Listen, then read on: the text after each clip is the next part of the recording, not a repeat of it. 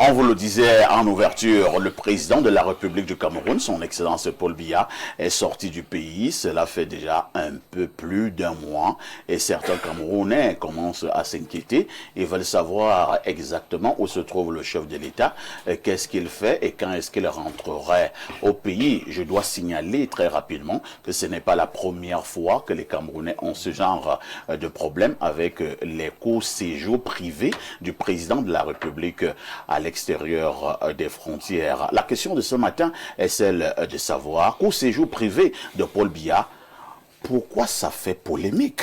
Je commence par vous, Eric Mbomé. Parfois ici, poser la question revient à dire qu'il y a problème.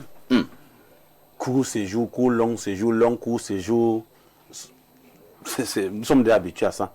Mais j'ai été un peu étonné de suivre un Camerounais qui disait que c'est pas un problème, qu'on ne peut pas dissocier le président, qu'on doit dissocier l'homme président et l'homme, la personnalité et la personne du président. J'ai demandé que nous sommes dans quelle république. On nous amène sur quelle Algérie là? C'est quelle Algérie? Ils font comme si nous on vivait sur l'eau dessus et vivent sur l'eau dessus. Est-ce que le président Paul Biya peut avoir une vie et que les Camerounais ne s'y intéressent pas? Moi, pour répondre à cette question, monsieur Parfait, j'ai toujours eu comme l'impression que notre président est plus suisse que Camerounais. Moi, je ne comprends pas comment quelqu'un peut prendre toute une suite la loi en permanence à Genève. Il passait plus de 50 jours sans que cela ne... Et qu'on demande aux Camerounais de ne pas s'inquiéter. C'est normal de s'inquiéter. Il a fait des promesses qu'il doit tenir. Il a demandé à avoir un vice-président sous prétexte qui devait l'aider. Bon, ils ont dit qu'il devait l'aider à gérer le pays. Il nous a dit qu'il devait le faire dans les jours prochains. Il part pour fuir, je ne sais pas quoi, ses responsabilités se retrouvent en Suisse. Et on nous dit que le président est là parce qu'il fait signer des petits décrets, je ne sais pas qui. Et c'est amusant, mais moi, personnellement, vraiment, ça me... Je pense que c'est nous, les responsables, les Camerounais. Parce que nous ne voulons pas comprendre que ce pays-ci est nous important. Que ceux qui sont passés avant ont tout fait pour nous donner un bon pays. À notre tour aujourd'hui, nous venons faire n'importe quoi. Ça n'a pas commencé aujourd'hui, sincèrement, ça n'a pas commencé aujourd'hui et ça continue. Ça a toujours été ça. Le président va, il revient, il va, il revient, il va, il revient et... sincèrement, en fait, trouver même les mots pour, je ne sais pas quoi dire. Oui, on voit que vous êtes en train de bégayer. J'ai trouvé des mots pour, vraiment, sincèrement, vous êtes dépassé. Je suis dépassé par cette situation. D'accord. Bernard Owena, je voudrais vous poser une question suffisamment simple. Est-ce qu'un chef d'État n'a pas le droit d'avoir des courts séjours privés ou tout simplement des séjours pro et privés à l'extérieur de son pays? Au-delà de M. Biya, il y a l'institution du président de la République. Et donc, dans ce fonctionnement quotidien, le président de la République ou M. Biya, l'un des deux, a bel et bien le droit de se reposer quelque part ou d'aller se soigner. Parce qu'il faut quand même dire aux Camerounais qui nous regardent avec beaucoup de sérieux que le président a plus de problèmes de santé que toute autre chose. Bon, là, nous n'en savons rien. Cela vous engage? Non, ça ne vous engage pas. Vous avez un problème avec le Conseil national de la communication. Non, ce n'est pas un problème de Conseil national de la communication. C'est un problème de la responsabilité sociale du journaliste. Voilà. Donc, ma responsabilité sur le plateau veut que je dise que M. le Président, lui, a ses problèmes de santé. Et moi, de vous répondre, ça vous engage. D'accord. Parce que je ne sais pas si vous êtes son médecin. Non, à 93 ans, nous avons appris que là-bas, il a des soucis de santé et il allait se mettre... Et cela avait été démenti par le gouvernement camerounais. Le gouvernement fait son travail. Les Camerounais aussi... Bon, monsieur Pafa ici, parlons-en donc. En Europe, comme aux États-Unis, vous savez qu'un chef d'État est l'émanation du peuple. Donc, le peuple a droit aux informations qui concernent même la santé du président. Même la santé du président. Donc, nous, on est là, on dit qu'on veut, on dit qu'on veut faire dans la démocratie, mais malheureusement, on ne veut pas faire comme ceux qui font dans la vraie démocratie. Et c'est ça le vrai problème. Donc, le président Biya s'est déplacé pour un court séjour privé. je voudrais d'abord préciser ici que la Constitution ne nous dit pas que le président doit faire tant de jours à l'extérieur. Parce qu'on avait été embrouillé avec cette affaire à un moment donné. Non, ça n'existe pas. La Constitution n'est pas claire à ce niveau. La Constitution ne dit rien dessus. Les autres lois inférieures, le code électoral ou les textes qui régissent le fonctionnement du Conseil constitutionnel ne disent rien non plus. Donc le chef d'État peut faire un an à l'extérieur sans que ça ne crée aucun problème. S'il y a un vide juridique là, ça peut profiter.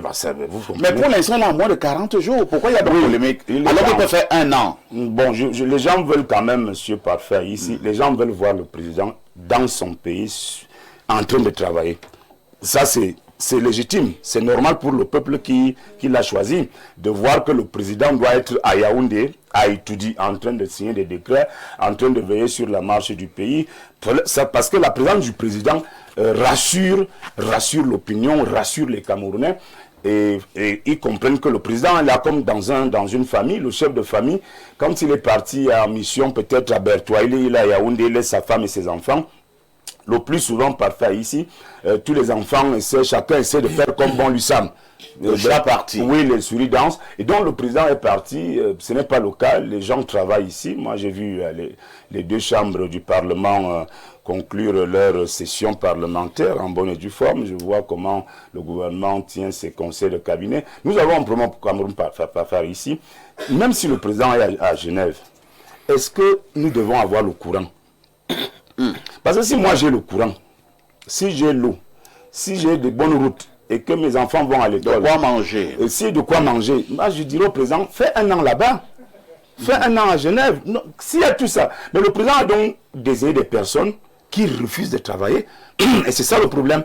Et si les gens créent une polémique ou une vraie ou une fausse polémique sur le long séjour qui était le court séjour qui est devenu long séjour, moi je pense que là c'est un autre débat. Moi je crois, pour terminer, que le président a pris le vol il y a quelques 34 ou 36 jours.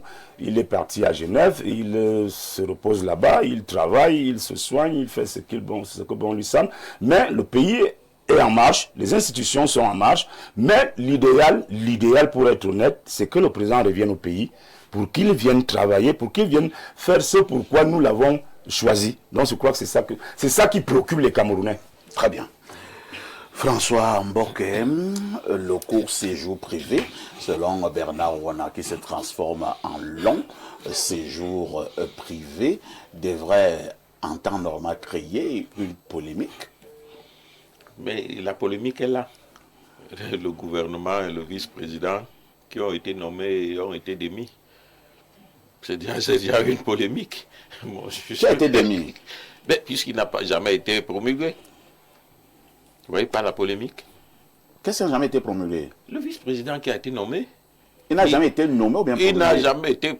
On a nommé, mais on n'a pas lu pour qu'il prenne fonction. Qui a le jeu de... même que le gouvernement... Il faut être sérieux. Oui, il est sérieux. Je suis sérieux. Bon, si vous voulez que je devienne donc plus sérieux, un jeune frère qui est professeur d'université, prof de droit, constitutionnaliste également, un jour on discutait et il m'a dit que la constitution du Cameroun a fait du président un être omniprésent et omnipotent. Ça voudrait dire que il est chef de l'État partout où il se trouve et il peut faire tout partout où il est. Là, il n'a pas de pouvoir limité. Système présidentialiste fort. Alors, c'est pour cela que vous pouvez donc comprendre que même étant à Genève, il peut nommer un gouvernement, il peut nommer un vice-président. Dieu merci, c'est qui n'a pas encore été fait. Il peut nommer donc parfois ici comme ministre. Que le ciel t'entende. Et voilà, il peut faire donc, il peut poser des mêmes actes, que ce soit à Genève, que ce soit à Mbomeka, que ce soit à Boudmaka, que ce soit à Yaoundé, que ce soit à Benguela. Donc il est partout et partout il prend ses actes, il compte comme s'il était à Yaoundé où il y a le siège des institutions. C'est ce qu'il faut déjà dire. Et le problème aujourd'hui, c'est qui pose donc la problématique pour laquelle nous sommes ici, c'est que quand il n'est pas là, qu'est-ce qui se fait? Qu'est-ce qu'on voit? Comment savoir que l'acte qu'il a pris en Vomeka, à Yaoundé, en Suisse arrive intégralement aux Camerounais. Comment cet acte vient changer le quotidien des Camerounais? Mon frère parlait tout à l'heure de l'eau et autres. Vous savez, il y a des chefs d'État qui sont même malades. Je ne vais pas citer ici pour ne pas créer de polémiques, mais qui sont en Afrique, qu'on ne voit même pas. Mais vous avez dans ces pays, vous n'aurez même pas besoin de savoir s'ils ont un chef d'État. Parce que le pays continue de tourner normalement. Il n'y a aucun projet qui est arrêté, il n'y a aucune décision qui est bafouée parce que le chef d'État est malade ou il est évasant, évacué sanitaire. Le pays continue de fonctionner sur des rails. Le problème, s'il y en a aujourd'hui, c'est que on se dit quand le chef d'État n'est pas là, il peut nommer quelqu'un et quelqu'un dit que c'est un faux décret. il peut dire que Dieu veut plus que la télé de Vela n'ait plus d'électricité pendant qu'on fait l'émission. Mais le gars dit que le quartier, lui c'est qui? On peut même ne pas voir fautif, est-ce qu'on va mourir? Il coupe. Alors que quand il est là, on ne le fait pas. Donc la problématique réelle, c'est la présence du chef de l'État qui est pour le quotidien de Camerounais une sorte d'assurance. Alors, lorsque le président habituellement est souvent là et lorsqu'il n'est pas là, vous avez l'impression qu'il y a une différence fondamentale. Tout à fait, parfois ici. Aujourd'hui, je vais vous dire que nous pouvons sortir d'ici, on nous prend là dehors, mais quand le chef de l'État est là, il est informé que tes gars ont été pris. Il va dire, mais pourquoi on arrête les journalistes? Surtout que le président lui-même protège les journalistes. Voilà, vous comprenez. Donc quand je le dis, président n'a jamais porté plainte contre un journaliste. Jamais, et il suit des procès contre les journalistes souvent, beaucoup plus. Donc sa présence ne s'arrête pas aux journalistes, elle peut aller à plusieurs niveaux de dossiers sociaux. Et donc vous allez vous rendre compte que lorsqu'il n'est pas au pays, plusieurs dossiers douteux ou situations douteuses se passent. Mais quand il est arrivé, il faudra du temps pour qu'on revienne sur ces éléments-là. La problématique, vraiment, le chef d'État est là, il n'est pas là. Mais où est le budget? Est-ce qu'aujourd'hui, vous savez... Oui, la moitié de l'année. Est-ce que vous savez si le budget de la République du Cameroun est exécuté aujourd'hui? Non. Est-ce que vous savez si, après tous les tours que les gars ont fait, barrage ici, cela, vous avez de l'eau, vous avez l'électricité. Bon, de l'eau encore, on a vu qu'il y a une nette amélioration à ce niveau. Oui. Mais l'électricité, qu'est-ce que nous vivons? Dans mes bureaux que vous connaissez là, on a fait 5 jours, toute une semaine sans électricité. Et quand j'appelle certains confrères, ils me disent que moi, nous sommes même chanceux, ils sont à 2 semaines. Nous sommes à Yaoundé. Comment cela peut-il s'expliquer? Est-ce que on a dit récemment que c'est le chef d'État lui-même qui a demandé... Quand le président est souvent là, vous avez souvent l'électricité à profusion. Bon, on peut avoir une coupure de quelques heures. Vous êtes sûr? mais je vous dis, actuellement, nous avons des coupures qu'on ne peut plus justifier et cela impacte donc sur notre production et donc sur notre rentabilité. Alain Douk, le président de la République est plus productif à quel endroit? Au pays ou à l'extérieur? Excusez-moi, moi je vais prendre à contre-pied ce qui s'est dit. Parce que moi je vois la même inertie, les mêmes indicateurs d'essoufflement avant que le président n'ait quitté le triangle national que lorsqu'il a quitté. Excusez-moi, hein. Moi c'est comme ça que je vois les choses, je vois rien qui bouge. C'est ça, c'est le statu quo. Parfait. On n'a pas élu un président de la République pour qu'il gouverne le Cameroun par proxy à partir de l'étranger. Ben, si tu es un étranger, reste à l'étranger et puis ceux qui sont des nationaux font les choses. À quand date de quand date la dernière fois où le président de la République a fait le tour pour voir ce qui se passe dans le pays? Parce que c'est ça aussi gouverner. Bien, pourquoi ça fait polémique? En réalité, ça doit faire polémique pour la simple et bonne raison que les amis, sur le critère du séjour sanitaire, on devrait quand même se poser la question. Un pouvoir aussi long, plus de 40 ans, on devrait quand même avoir en quoi a-t-il travaillé pour qu'on ait des plateaux techniques qui rivalisent avec ceux des pays où il va. Parce qu'à chaque fois, il y a ces évacuations sanitaires, et même pas seulement de sa seule personne, plusieurs autres personnalités. Pour l'instant, aucune information qu'il s'agit d'une évacuation sanitaire. Non, c'est pour dire que la plupart du temps, non, je dis que c'est pour dire que la plupart du temps, il y a des gens qu'on évacue pour un certain type de prestations médicales, et on se pose donc la question de savoir, est-ce que ça pouvait pas, pourquoi on n'a pas travaillé à rendre ces choses possibles ici?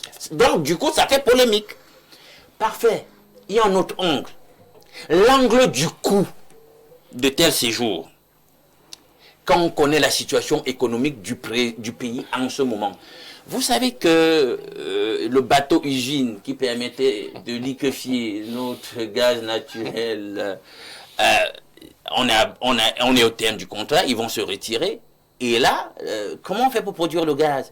Pendant toutes ces années, pendant qu'on était contractualisé avec l'entité en question, pourquoi l'ingénierie gouvernante n'a pas travaillé à voir comment, dès que le contrat sera rompu, peut-être avant.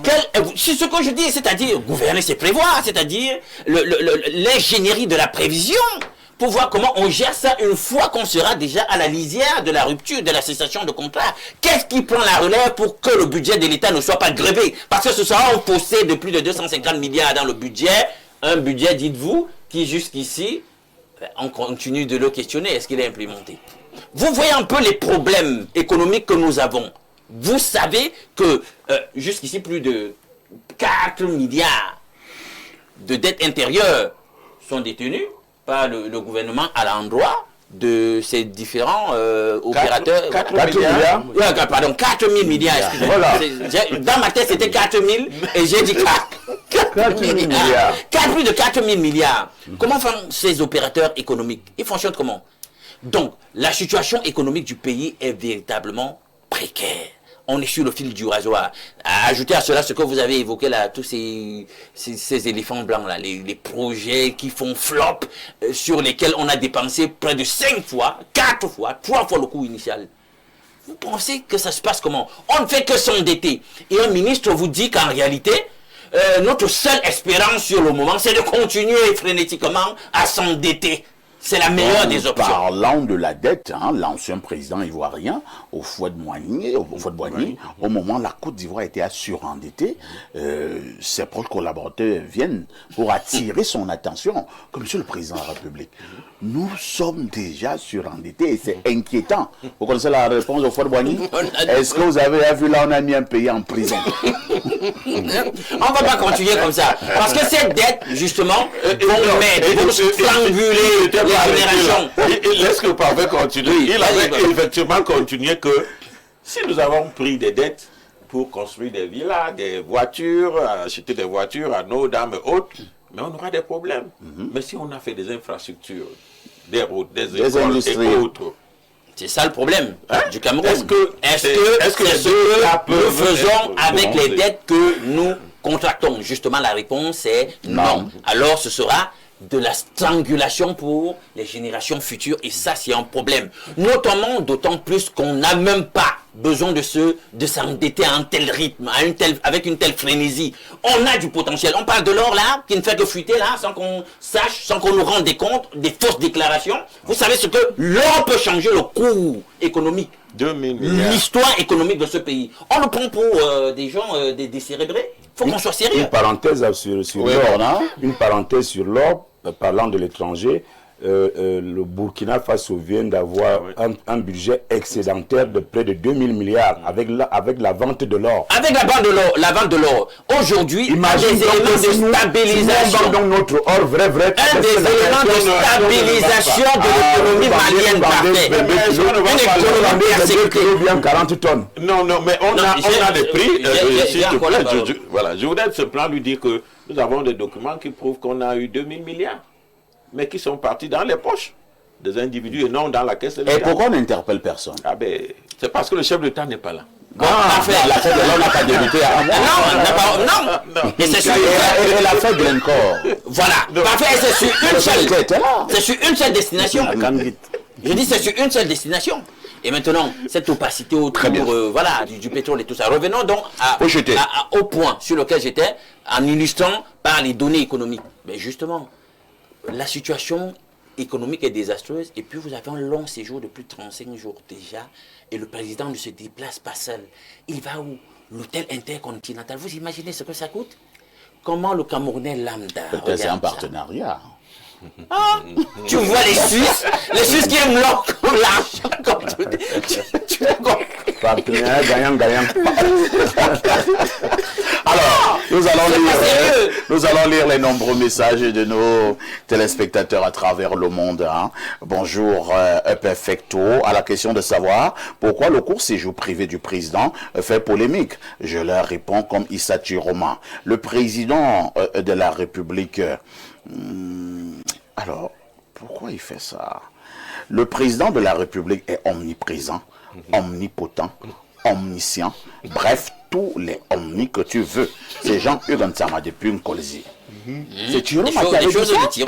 Non, il avait dit, Thiro m'avait dit plutôt que, je pense qu'il répondait à un journaliste de RFI, Polycarpe Somba, il disait que partout où se trouve le président, il travaille. Il est président partout. Donc, en ce moment, le président est président à Genève. Oui, c'est ça, être omnipotent et omniprésent. Et omniscient. Omniscient, c'est Il y a des décrets qui se sont signés pendant qu'il est à Genève, mais c'est signé Yaoundé, c'est bon. Bonjour, monsieur Parfait, ici. Vous-même, vous voyez que notre constitution est un torchon. Non, moi je ne vais pas qualifier notre constitution de torchon. Une constitution d'un État. Voilà. En principe, le peuple doit être au courant de là où se trouve leur président. En France, le président ne doit pas faire plus de 30 jours. On constate sa vacance. Souvenons-nous que l'année dernière, il avait fait 45 jours.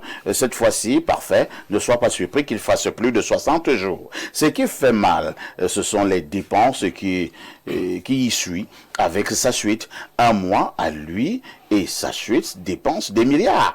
C'est André Toyen depuis Berthois. Mais il faut quand même dire que la suite, cette fois, est légère. Hein. Comment ça, des milliards? Contrairement aux habitudes. Ils construisent des ponts là-bas pour dépenser des milliards. Un pays, alors c'est un message qui vient du 213, hein, c'est l'Algérie. Tu blagues avec le haut luxe. Hein. Jusqu'à dépenser des milliards. Un pays est un peu comme une maison.